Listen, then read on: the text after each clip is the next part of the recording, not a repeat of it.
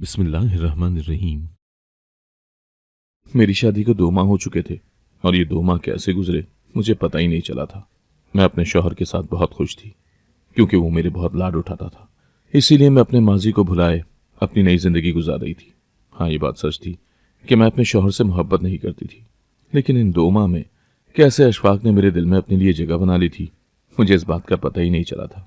अशफाक ने मुझे पहली दफ़ा कॉलेज के बाहर देखा था, जब वो शाजिया को छुट्टी के टाइम लेने आया था। मैं वहां पर खड़ी बस का इंतजार कर रही थी और उसने मुझे देखते ही पसंद कर लिया था। अशफाक ने अपनी अम्मा और बहनों की मुखालिफत के बावजूद भी मुझसे शादी कर ली थी। मैं अभी शादी करने के लिए तैयार नहीं थी, लेकिन अम्मी और भाई के समझाने पर मान गई थी। शादी के शुरू शुरू में मेरी नंद और मेरी सास मेरा बहुत ख्याल रखती थी। वो मुझे किसी भी काम को हाथ ना लगाने देती थी, बल्कि सारा काम खुद ही करती थी। शादी के पहले 2 माह तो सैर व तफरीह करते हुए ही गुजर गए थे। अब अशफाक की छुट्टियां खत्म हो गई थी और उन्होंने भी ऑफिस जाना शुरू कर दिया था। जब से अशफाक ऑफिस जाने लगा था, मेरा घर में दिल ही नहीं लगता था। अब मैंने अपनी सास के कहने पर घर का थोड़ा बहुत काम करना शुरू कर दिया था, लेकिन कुछ ही अरसे के बाद मेरी सास ने किचन की सारी जिम्मेदारी मेरे ऊपर डाल दी थी।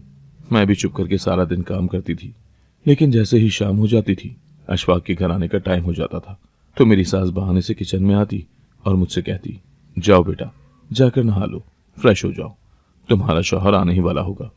और फिर मुझसे कहती कि शौहर को हमेशा तैयार और बनी संवरी बीवी अच्छी लगती है। मैं सास की बात सुनकर मुस्कुरा देती और तैयार होने के लिए चली जाती थी।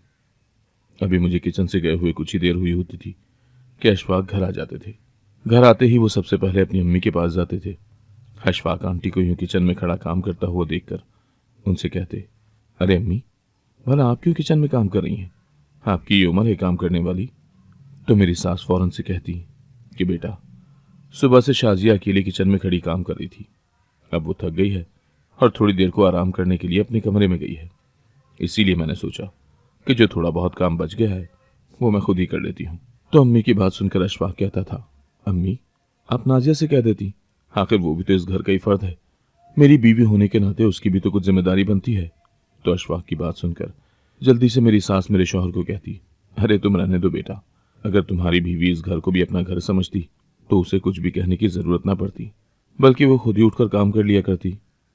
अब मैं तुम्हें ये बताते हुए अच्छी तो नहीं लगती ना, लेकिन खैर, अब तुम कहते हो तो मैं बता ही देती हूँ कि एक दिन मैंने तुम्हारी बीवी से पानी का गिलास मांग लिया था, तो उसने मुझे इतनी बातें सुनाई कि मैं तुम्हें क्या बताऊं। अशफाक ने जल्दी से अपनी अम्मी को कहा, आपने इस सब के बारे में मुझे पहले क्यों नहीं बताया? मैं अभी जाकर पूछता हूँ उससे। तो मेरी सास जल्दी से बोली, नहीं बेटा, तुम बहू को कुछ न कहना और ना ही उससे कुछ पूछना, वो खामा में ही नाराज हो जाएगी और इस तरह से घर का माहौल खराब हो जाएगा। तुम तो जानते ही हो कि मुझे ये सब बिल्कुल पसंद नहीं है। मैं रिवायती सास तो हूं नहीं जो अपने बेटे और बहू के दरमियान फसाद डलवाऊं। खैर, वक्त गुजरता जा रहा था। अब वक्त के साथ साथ अशफाक का रवैया भी बदलता जा रहा था। वो मुझसे बहुत खिंचे खिंचे से रहने लगे थे। अशफाक ऑफिस से सीधा अपनी अम्मी के कमरे में चले जाते थे, तो मेरी सास मेरे शौहर की कान भरती थी। अशफाक कमरे में आते ही मुझसे लड़ने लग जाते थे। मैं अशफाक के इस तरह अचानक बदल जाने पर बहुत हैरान थी। एक दिन जब अशफाक ऑफिस से घर आया तो सीधा अपनी अम्मी के कमरे में चला गया था और फिर आते ही बहुत गुस्से से मुझ पर चिल्लाने लगा था और बोला कि तुम्हारी हिम्मत कैसे हुई मेरी अम्मी और बहन से इस तरह की बात करते हुए। शादी के 3 माह बाद मैंने आज अशफाक को पहली दफा इतने गुस्से में देखा था। मैं तो खुद बहुत ज्यादा खौफजदा हो गई थी। मैंने डरते हुए उनसे पूछा था कि क्या हुआ है, तो अशफाक ने बहुत ही गुस्से से मुझे कहा था कि तुमने अम्मी और शाजिया से ये क्यों कहा है कि ये घर मेरे शौहर की कमाई से चलता है, इसीलिए जो भी चीज़ आप लोगों को इस्तेमाल करनी है वो मुझसे पूछ कर करें। अशफाक की ये बात सुनकर मैं हक्का बक्का रह गई थी। मैं जल्दी से बोली थी कि नहीं, मैंने तो उनसे इस तरह की कोई भी बात नहीं की। तो मेरी बात सुनकर अशफाक मजीद गुस्से से भिनभिना उठे थे और मुझसे कहने लगा था कि तुम्हारा मतलब यह है कि अम्मी और शाजिया दोनों ही मिलकर झूठ बोल रही हैं, बस तुम ही एक सच्ची हो और सच बोल रही हो। फिर अशफाक ने मुझे सख्ती से कहा था कि आज तो मैंने ये सब बर्दाश्त कर लिया है, लेकिन दोबारा नहीं करूंगा। मैं भी अशफाक को इतने गुस्से में देखकर सहम गई थी। अब तो अशफाक के ये रोज का मामूल बन चुका था। वो अपनी माँ और बहन की बातों में आकर हर रोज मुझसे झगड़ने लग गया था। अब तो मैंने किचन के साथ साथ सारे घर के काम भी शुरू कर दिए थे ताकि मेरी सास और नंद को मुझसे कोई शिकायत ना हो। लेकिन इस सब के बावजूद वो दोनों मुझसे हमेशा ही उखड़ी हुई रहती थी। शाजिया अब 27 साल की हो गई थी और अभी तक उसका कोई भी रिश्ता नहीं आया था। एक दिन मैंने हमदर्दी करते हुए अपनी सास से कहा था कि शाजिया की उम्र निकलती जा रही है, कोई मुनासिब सा रिश्ता देखकर इसकी भी अच्छी जगह शादी कर दें, क्योंकि 30 साल के बाद माँ बाप के चाहने के बावजूद भी कोई मुनासिब रिश्ता नहीं मिलता। तो मेरी सास मेरी बात सुनकर बोली कि बेटा, तुम बिल्कुल ठीक कह रही हो। मैंने 2-3 जगहों पर रिश्ते के लिए कहा हुआ है, लेकिन अभी तक वहां से कोई जवाब नहीं आया। जब खुदा ने चाहा तो मेरी शाजिया को भी कोई अच्छा सा हमसफर मिल ही जाएगा। आंटी को यूं परेशान होता हुआ देखकर मैंने उन्हें तसल्ली दी थी कि आप फिक्र न करें, इंशाअल्लाह सब ठीक हो जाएगा। तो मेरी सास मुझे देखकर मुस्कुरा दी थी। मैं उठी और किचन में जाने लगी थी कि अचानक मेरी नज़र शाजिया पर पड़ी थी, जो छुपकर हमारी बातें सुन रही थी और फिर मुझे अपनी तरफ आता हुआ देखकर अपने कमरे में चली गई थी। मैंने आज अशफाक की पसंद का भिंडी गोश्त बनाया था। अशफाक के ऑफिस से आते ही मैंने उनसे कहा था कि मुंह हाथ धोकर जल्दी आ जाएं, मैं खाना लगाने लगी हूँ। तो अशफाक मेरी बात सुनकर मुस्कुरा दिया था और बोला, आज तो बहुत अच्छी खुशबू आ रही है, क्या आज कुछ खास बना है? मैंने अशफाक की बात सुनकर इस बात में सर हिला दिया था और कहा था, हाँ जी, बहुत खास। फिर मैंने खाना टेबल पर लगा दिया था। हम खाना शुरू ही करने वाले थे कि एकदम ही अशफाक ने कहा था कि शाजिया कहाँ है, क्या वो खाना नहीं खाएगी? तो मेरी सास ने अशफाक से कहा था कि नहीं, शाजिया की तबीयत ठीक नहीं है। आंटी की बात सुनकर अशफाक परेशानी से उठा था और कहने लगा कि मैं अभी शाजिया को देख कर आता हूँ। तो मैंने भी फिक्रमंदी से आंटी से पूछा था कि अचानक क्या हो गया शाजिया को, अभी तक तो वो बिल्कुल ठीक थी। मेरी बात सुनकर फौरन मेरी सास ने तेवर बदले थे और मुझसे कहने लगी, बेटा, तुमने जो इतनी बातें सुनाई उस बेचारी को, तुम्हें क्या लगता है वो ये सब कुछ सुनकर ठीक रहेगी? आंटी की बात सुनकर एकदम से अशफाक को गुस्सा आ गया था और आंटी से बोला, अम्मी क्या कहा है इसने शाजिया को? तो आंटी ने भी खूब बढ़ा चढ़ा कर कहा था कि बेटा, तुम्हारी बीवी ने मेरी मासूम सी बच्ची को बहुत ताने दिए हैं कि तुम्हारी शादी की उम्र निकल गई है, अब कोई भी तुमसे शादी नहीं करेगा, तुम यूं ही मेरे सर पर मुसल्लत रहोगी। एक तुम्हारी माँ क्या कम थी जो तुम भी मेरे घर पर कब्जा जमाए बैठी हो। जान छोड़ दो अब मेरी और निकल जाओ मेरे घर से। मेरी सास की बातें सुनकर अशफाक का चेहरा गुस्से से सुर्ख हो गया और फिर वो गुस्से में मुझ पर चिल्लाने लगा था कि तुम्हें शर्म नहीं आती ये सब कुछ कहते हुए। मैंने भी जल्दी से आगे बढ़कर अशफाक से कहा था कि मैंने ऐसा वैसा कुछ भी नहीं कहा शाजिया से, आप मेरी बात का यकीन करें। अगर आपको मुझ पर यकीन नहीं है तो आप शाजिया को यहाँ पर बुलाकर मेरे सामने पूछ लें। मेरी बात सुनकर अशफाक ने जल्दी से शाजिया को बुलाया था और उससे पूछा था कि बताओ, अम्मी सच बोल रही हैं या फिर नाजिया? शाहजहां ने अपने भाई को देखकर ड्रामाई अंदाज में रोना शुरू कर दिया था और फिर रोते हुए कहा था कि भाई, अम्मी सच कह रही हैं, आपकी बीवी ने मुझे आज बहुत बातें सुनाई हैं। आप खुद बताएं, अगर मेरी शादी नहीं हो रही तो भला इस सब में मेरा क्या कसूर है? अशफाक ने शाजिया और अपनी अम्मी की बातें सुनकर मेरे मुंह पर एक जोरदार थप्पड़ मारा था। तो मैं अशफाक की इस हरकत पर हैरत का मुजस्मा बने हुए उसे देख रही थी, लेकिन थप्पड़ मारने के बाद अशफाक रुका नहीं था, बल्कि घर से बाहर चला गया था। मैं भी अपने कमरे में आकर ज़ारो कतार रोने लगी थी। मैं रोते रोते कब सो गई मुझे पता ही नहीं चला था। सुबह भी मैं देर से ही उठी थी। मेरे उठने से पहले ही अशफाक ऑफिस चला गया था। मैं सारा दिन अपने कमरे से बाहर नहीं निकली थी और न ही मैंने कुछ खाया था। लेकिन आज मेरी सास और नंद बहुत खुश थी। वो दोनों ही बिला वजह किसी बात पर जोर जोर से हंस रही थी और उनकी हंसी की आवाज़ें मेरे कमरे तक आ रही थी। मुझे उनकी हंसी जहर लग रही थी। लेकिन आज अशफाक ऑफिस से जल्दी घर आ गया था और आते ही सीधा अपने कमरे में आया था। उसने मुझे यूं रोता हुआ देखकर फौरन मेरे सामने हाथ जोड़ लिए थे और मुझसे माफ़ी भी मांगी थी और मुझसे कहने लगा कि मुझे माफ़ कर दो, मुझसे गलती हो गई, मैं फिर कभी तुम पर हाथ नहीं उठाऊंगा। मैंने भी अशफाक को माफ़ कर दिया था और मैंने अपने दिल को अशफाक और उसके घर वालों के लिए साफ कर लिया था। सोच लिया था कि अब कभी भी इनके मामलात में दखल अंदाजी नहीं करूंगी और ना ही इनसे कुछ कहूंगी, चाहे उसमें इनका भला ही क्यों ना हो। एक दिन अशफाक की बड़ी बहन जोया बाजी अपने 3 बच्चों के साथ हमारे घर रहने आई थी। मैंने उनकी बड़ी इज्जत की, उनके बच्चों का बहुत ख्याल रखा था, लेकिन वो भी बिल्कुल अपनी माँ और बहन की ही कॉपी थी। वो किसी भी बात से खुश न होती थी, चाहे उनके लिए कुछ भी कर लो। उन लोगों को तो मुझसे हमेशा शिकायतें ही नहीं थी। एक दिन शाम के वक्त अशफाक ऑफिस से थके हुए घर आए थे, तो आते ही जोया बाजी के बच्चों ने उन्हें घेर लिया था और कहने लगे कि मामू, हमने आइसक्रीम खानी है। तो अशफाक ने उनसे कहा कि बच्चों, मैं थोड़ा आराम कर लूँ, फिर चलते हैं। ये कहकर अशफाक कमरे में चले गए थे और मैं उनके लिए खाना लेने चली गई थी। लेकिन बच्चे कहाँ किसी की मानते हैं। जब मैं कमरे में जाने लगी तो उन बच्चों ने मुझे भी घेर लिया था। आखिरकार मैंने भी उनसे कहा कि आपके मामू थोड़ी देर तक आप लोगों को लेकर जाएंगे, अभी आप अपनी अम्मी के पास जाकर बैठ जाओ और शोर ना करना। बच्चों ने पता नहीं अपनी अम्मी को क्या जाकर बताया था कि अचानक ही जोया बाजी की आवाज़ें आने लग गई थी, जो कह रही थी कि अब तो मैं 1 मिनट भी इस घर में नहीं रुकूंगी, जबकि आंटी उनको रोकने की कोशिश कर रही थी। मैं और अशफाक भी जल्दी से बाहर निकले थे कि जाकर देखें आखिर हुआ क्या है यहाँ पर। मेरी सास और उसकी बेटी ने इतना फसाद डाला हुआ था। वो रोने पीटने लग गई थी और कहने लग गई कि काश यहाँ पर फरहाद होता तो वो यूं तुम्हारी तरह बहाने न बनाता, बल्कि फौरन ही मेरे बच्चों को आइसक्रीम खिलाने लेकर जाता। जोया बाजी की बात सुनकर अशफाक बहुत घबरा गए थे और उनसे कहने लगे कि बाजी आप नाराज ना हो, मैं अभी नहीं ले जाता हूँ। तो जोया बाजी ने अशफाक की बात सुनकर उनसे कहा, तुम रहने ही दो, पहले ही तुम्हारी बीवी ने इतनी बातें सुनाई हैं और बच्चों को डांटा भी है। फिर अशफाक ने खा जाने वाली नजरों से मेरी तरफ देखा था और पूछा था कि क्या कहा है मैंने बच्चों को। जोया बाजी ने जल्दी से आंसू साफ करते हुए कहा था कि तुम्हारी बीवी ने बच्चों से कहा है कि यहां से दफा हो जाओ। अशफाक तुम लोगों का नौकर नहीं है और ना ही उसके पास इतने फजूल पैसे हैं जो वो तुम लोगों पर लौटाता फिरे। पहले ही तुम लोगों की माँ यहाँ पर आकर बैठ गई है, ऊपर से तुम लोगों की ये बेवजह फरमाइश, मेरी तो जिंदगी ही बर्बाद हो गई है। जोया बाजी की बातें सुनकर मैंने जल्दी से अशफाक को देखकर कहा था कि मैंने ऐसा कुछ भी नहीं कहा, आप मेरा यकीन। अभी मेरे मुंह से अल्फाज निकले ही थे जब अशफाक ने मेरा हाथ पकड़कर मुझे जोया बाजी के सामने धक्का दे दिया था और बोला था कि अभी और इसी वक्त माफी मांगो मेरी माँ और बहनों से। अशफाक की बात सुनकर मुझे बहुत बुरा लगा था और बहुत ज्यादा गुस्सा भी आया था।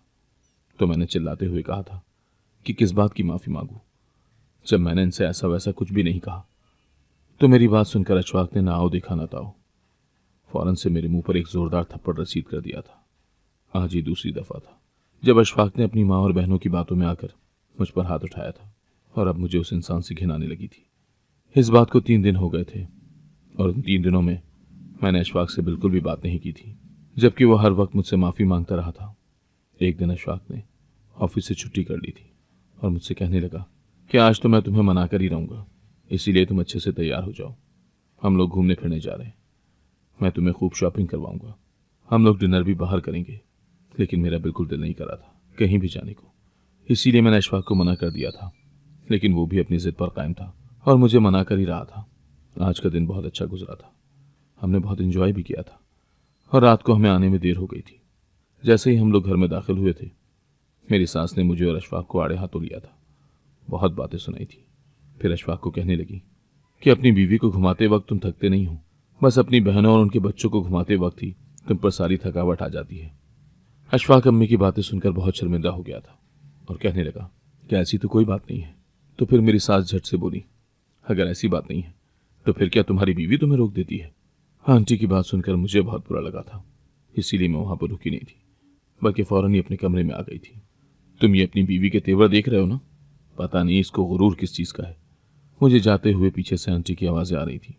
फिर अशफाक ने कमरे में आते ही मुझसे दोबारा झगड़ा करना शुरू कर दिया था और मुझसे बोला था कि तुम्हें अम्मी के साथ इतनी बदतमीजी से पेश नहीं आना चाहिए था। फिर मैंने भी अशफाक से कहा था कि तुमने मुझसे सुलह दोबारा झगड़ा करने के लिए की थी। तो मेरी बात सुनकर अशफाक शर्मिंदा सा हो गया था। फिर मुस्कुराकर बोला था, नहीं नहीं, ऐसा बिल्कुल नहीं है। खैर, बात आई गई हो गई थी, वक्त गुजरता जा रहा था।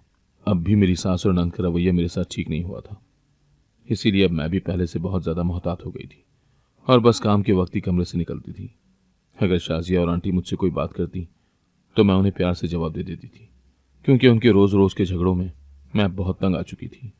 एक दिन मैं किचन में काम कर रही थी कि शाजिया मेरे पास आई और मुझसे प्यार के साथ कहने लगी, भाभी आपका मोबाइल कहाँ है, मुझे अपनी दोस्त से कुछ बात करनी है, तो क्या मैं आपके फ़ोन से कर सकती हूँ। मैंने भी जल्दी से कहा था कि हाँ कर लो, मेरा मोबाइल अंदर कमरे में पड़ा हुआ है। और अब तो ये शाजिया का मामूल बन चुका था। वो अशफाक के ऑफिस जाते ही मुझसे मोबाइल ले लेती थी और अशफाक के आने से 5 मिनट पहले ही मुझे वापस करती थी। मैंने भी उससे कभी नहीं पूछा था कि वो सारा दिन किससे बातें करती है, क्योंकि मुझे लगता था कि वो अपनी दोस्तों से ही बातें करती होगी। मैं भी इस बात से बहुत खुश थी कि अब शाजिया का सारा ध्यान उसकी दोस्तों में होता है। अब उसे टाइम ही नहीं मिलता कि वो मुझ पर झूठे इल्ज़ाम लगाकर मेरे और अशफाक के दरमियान लड़ाई करवाए। इसीलिए मैं भी चुपचाप उसे अपना मोबाइल दे देती थी। एक दिन अशफाक ऑफिस से घर आया और सीधा अपनी अम्मी के कमरे में चले गए। तो शाजिया ने अशफाक से कहा था कि भाई एक बात तो बताएं, आखिर आपकी और भाभी की ऐसी कौन सी बातें हैं जो घर में करना रह जाती हैं और आप ऑफिस में काम करने के बजाय सारा दिन भाभी से फ़ोन पर ही बातें करते रहते हैं। तो शाजिया की बात सुनकर अशफाक के चेहरे का रंग जर्द पड़ गया था। फिर फीकी सी मुस्कुराहट के साथ कहने लगा था, नहीं, ऐसी तो कोई बात नहीं है। तो आंटी ने भी जल्दी पर तेल छिड़का था और शाजिया से कहने लगी, तुम भी हद करती हो। मियाँ बीवी की 100 बातें होती हैं, अब वो तुम्हें थोड़ी बताएगा। तो आंटी की बात सुनकर अशफाक ने कहा था, अम्मी मैं कमरे में जा रहा हूँ, आज बहुत थक गया हूँ। आंटी ने जल्दी से कहा था कि बेटा पहले खाना खा लो, फिर बाद में चले जाना। तो आंटी की बात सुनकर अशफाक ने कहा, अम्मी मुझे भूख नहीं है, मैं खाना ऑफिस से खा कर आया हूँ। जब मैं कमरे में आई तो अशफाक लैपटॉप पर काम कर रहा था और मुझे देखते ही फौरन से लैपटॉप बंद कर दिया और सोने के लिए लेट गया था। मैं अशफाक की इस हरकत पर बहुत हैरान हुई थी। फिर मैंने उनसे बात करनी चाहिए थी, लेकिन वो तो मुझे नज़रअंदाज कर रहा था। मुझे ऐसा लगा जैसे अशफाक ने कसम खा ली हो कि वो मुझसे कोई बात नहीं करेगा। इसीलिए मेरी लाख कोशिश करने के बावजूद भी उसने कोई बात नहीं की थी और मैं तो बस यही सोचती रह गई थी कि आखिर इनको हो क्या गया है, वो मुझसे बात क्यों नहीं कर रहे। जब मैं सुबह उठी तो मैंने देखा था कि अशफाक कमरे में नहीं थे। फिर मैंने जल्दी से किचन में जाकर देखा तो वहाँ पर भी नहीं था और फिर मुझे अंदाज़ा हो गया था कि शायद अशफाक ऑफिस जा चुका है। मैं सारा दिन अशफाक के उस रवैये के बारे में सोचती रही थी कि पता नहीं वो अचानक से इस तरह से बिहेव क्यों कर रहे हैं। लेकिन ऑफिस से आते ही अशफाक ने घर में एक क़यामत बर्पा कर दी थी। उन्होंने आते ही मुझे बालों से पकड़कर मुझ पर चिल्लाना शुरू कर दिया था और मैं सारी सूरत हाल से अनजान अशफाक को अजीब नज़रों से देख रही थी। फिर मैंने उनसे पूछा था कि क्या हुआ है, तो अशफाक ने मुझसे कहा था कि मेरे ऑफिस चले जाने के बाद तुम किससे फ़ोन पर बातें करती रहती हो। मैंने नासमझी से अशफाक को देखा था और उससे कहा था कि आपको कोई गलतफहमी हुई है, मैं तो किसी से भी बात नहीं करती, बल्कि मेरा मोबाइल तो सारा दिन शाजिया के पास होता है। मेरी बात सुनकर अशफाक मुझ पर बुरी तरह चिल्लाया था कि खबरदार, अगर इस सब में तुमने मेरी बहन पर कोई भी इल्ज़ाम लगाया तो मैं तुम्हारा मुंह तोड़ दूंगा। फिर अशफाक ने शाजिया से तहकीक की थी कि तुम बताओ सच क्या है। शाजिया ने भी सारा इल्ज़ाम मुझ पर ही लगा दिया था और कहा था कि भाई, आपके ऑफिस जाने के बाद भाभी फ़ोन पर किसी से बातें करने लग जाती हैं। पूछने पर आपका ही नाम लेती हैं कि मैं अशफाक से बात कर रही हूँ और घर का कोई भी काम नहीं करती। जब आपके आने का टाइम हो जाता है तो आपको दिखाने के लिए जल्दी से किचन में घुस जाती हैं। शाजिया की बात सुनकर मैं आग बगोला हो गई थी और उस पर चीखी थी कि मुझ पर इल्ज़ाम लगाने की तुम्हारी हिम्मत कैसे हुई। मेरी बात सुनकर अशफाक मुझ पर चिल्लाया था कि तुम अपनी बदकारी का इल्ज़ाम मेरी बहन पर मत लगाओ। मैं जब भी ऑफिस से तुम्हें फ़ोन करता हूँ तो तुम्हारा फ़ोन मुसलसल मसरूफ़ आता है। बताओ किससे बात करती हो तुम दिन भर। तो फिर मैं भी चिल्लाई थी कि आपको शर्म नहीं आती मुझे बदकार कहते हुए, जबकि बदकार मैं नहीं, खुद आपकी बहन है।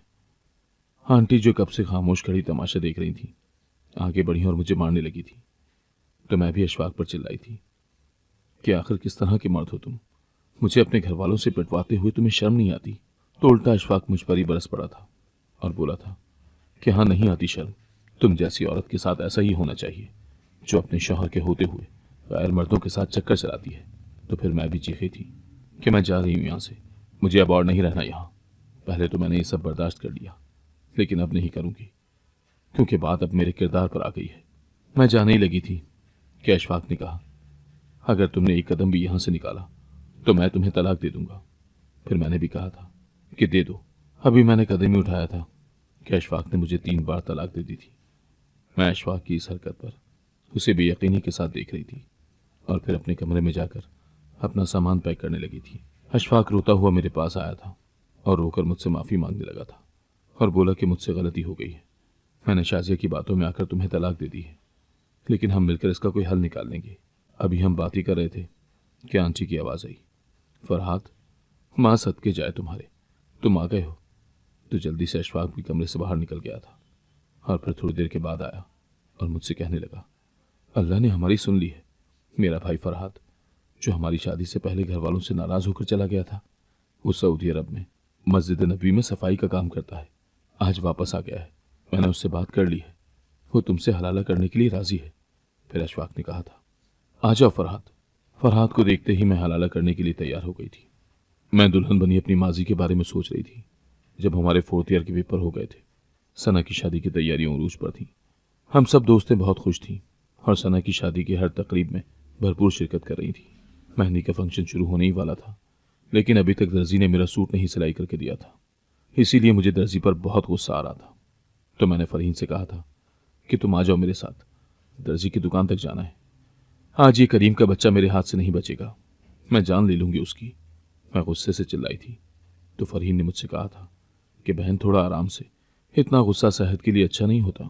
तो मैं गुस्से से भिन-भिना उठी थी और फरहीन से कहने लगी थी कि तुम बस देखती जाओ, यह गुस्सा मेरी सेहत का तो कुछ नहीं बिगाड़ेगा, लेकिन करीम का कुछ भी नहीं छोड़ेगा। फरहीन, तुम देखना, अगर 5 मिनट के अंदर अंदर उसने मेरा सूट ना दिया तो मैं उसके हाथ तोड़ दूंगी, उसे सिलाई करने के काबिल नहीं छोड़ूंगी। हम दोनों बातें करते करते तेजी के साथ जा रहे थे कि अचानक मेरी किसी के साथ टक्कर हुई थी और किसी ने बहुत मजबूती के साथ मुझे थाम लिया था और गिरने से बचाया था। लेकिन मैं, जो पहले से ही बहुत गुस्से में थी, उस शख्स का शुक्रिया अदा करने के बजाय उल्टा उसी पर फट पड़ी थी और उसे बहुत ज्यादा बातें भी सुना डाली थी। वो शख्स जो आराम से खड़ा मेरी बातें सुन रहा था, फिर अचानक से बोला था कि मैं आपसे माफी चाहता हूँ, दरअसल मुझे देर हो रही है और मैं यहाँ अपने दोस्त से मिलने आया हूँ, इसीलिए मैं तेजी से चलता हुआ आपसे टकरा गया था। तो मैंने संभल कर उस शख्स की तरफ देखा था। मैं तो उसे देखती ही रह गई थी, क्योंकि आज से पहले मैंने इतना खूबसूरत इंसान नहीं देखा था और मैं उस शख्स के चेहरे से नजरें हटाना तक भूल गई थी। लेकिन वो अजनबी शख्स मुझसे माजरत करके फौरन ही वहां से चला गया था और मैं बस खोई हुई उसे यूं ही जाता हुआ देख रही थी। फिर फरीन ने चंद ही लम्हों के बाद मेरी आंखों के सामने अपना हाथ लहराया था और मुझसे बोली थी कि किन सोचों में गुम हो गई हो तुम, जा चुका है वो इंसान, जल्दी करो, हमें देर हो रही है। तुम्हारा सूट लेकर फिर हमने बाजार भी जाना है तैयार होने के लिए, फंक्शन भी स्टार्ट हो गया होगा अब तक तो। फिर शादी के तमाम फंक्शन में मैं उस अजनबी इंसान को ही ढूंढ रही थी, लेकिन वो मुझे किसी भी फंक्शन में नजर नहीं आया था, जिसकी वजह से मेरा दिल उचाट हो गया था और मुझे बिल्कुल भी मजा नहीं आ रहा था। मैं तो बस उसके बारे में ही सोचे जा रही थी। लेकिन उस दिन के बाद वो मुझे कहीं भी नहीं मिला था। पता नहीं उस शख्स में ऐसा क्या था कि वो मेरे होशो हवास पर सवार हो गया था और लाख कोशिश करने के बावजूद भी मैं उसे भुला नहीं पाई थी। वक्त गुजर चुका था, मेरी अम्मी ने मेरा रिश्ता कहीं और तय कर दिया था और मैं रुखसत होकर अपने शौहर के घर चली गई थी। लेकिन वह अजनबी चेहरा हर वक्त मेरे दिलो दिमाग पर मौजूद रहा था। आज इतने सालों के बाद मैं उस शख्स की दुल्हन बनी उसका इंतजार कर रही थी और मेरी खुशी का कोई ठिकाना न रहा था। लेकिन फरहाद ने कमरे में आते ही मुझसे कहा था कि भाभी आप चेंज कर लें, इन सब फॉर्मेलिटीज की जरूरत नहीं है। फरहाद की बात सुनकर मैंने गुस्से से कहा था कि अब मैं तुम्हारी भाभी नहीं बल्कि बीवी हूं, इसीलिए तुम्हें मुझे भाभी कहते हुए शर्म आनी चाहिए। मेरी बात सुनकर फरहाद ने कहा था, मेरी बीवी सिर्फ इकरा है और मैं उसकी जगह किसी को भी नहीं दे सकता। ये रिश्ता सिर्फ मजबूरी में बनाया हुआ है, इसीलिए मैं चंद दिनों के बाद आपको तलाक दे दूंगा। फरहाद की बात सुनकर मुझे बहुत बुरा लगा था, लेकिन मैं अपनी किस्मत के लिखे पर राजी हो गई थी और इस बात का यकीन कर लिया था कि वो अजनबी शख्स मेरा कभी भी नहीं हो सकता। अगर वो मेरी किस्मत में लिखा होता तो तभी मुझे मिल जाना था। मेरी किस्मत में सिर्फ अशफाक है, इसीलिए एक बार फिर से अशफाक पर भरोसा करके मैंने उससे शादी कर ली थी। अगर आपको आज की कहानी पसंद आई है तो वीडियो को जरूर लाइक कीजिएगा और अपने दोस्तों के साथ भी शेयर कीजिएगा। और हाँ, अगर आपने अभी तक हमारा चैनल सब्सक्राइब नहीं किया तो जरूर सब्सक्राइब करें। मिलते हैं कल एक नई और दिलचस्प कहानी के साथ। अल्लाह हाफिज।